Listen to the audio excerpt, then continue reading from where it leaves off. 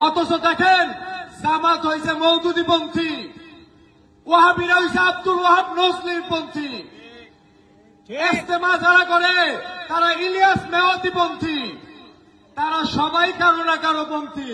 আমরা এই জমিনে অলি আল্লাহ পন্থী। আমাদের ইমাম বিশ্ব অলি খাজা বাবা ফরিদপুরি একজন পবিত্র মানুষ, যার নামে জাকের পার্টির মহামান্য চেয়ারম্যান সাহেবের নামে সারা দেশে একটা মামলা নাই, একটা গুমের মামলা নাই, একটা টেন্ডারবাজির মামলা নাই। অথচ এই দেশে আলেম ওলামারা ইসলামের নাম দিয়ে এক মুসলমান ভাই আরেক মুসলমান ভাইকে হত্যা করে। অথচ দয়াল নবী রাসূল পাক সাল্লাল্লাহু আলাইহি সাল্লাম বলছেন, এক মুসলমান ভাইয়ের হাত এবং জবান হইতে যদি আরেক মুসলমান ভাই নিরাপদ না থাকে তাকে মুসলমান বলা চলে না।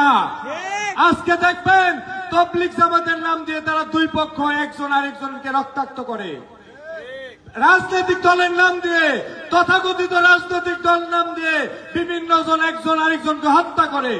কিন্তু সারা দেশে হাত দিয়ে দেখেন জাকের পার্টির মহামান্য চেয়ারম্যান সাহেবের আজ পর্যন্ত এমন কোন নির্দেশনা নাই যে কোন ভাইয়ের রক্ত ঝরছে। জাকের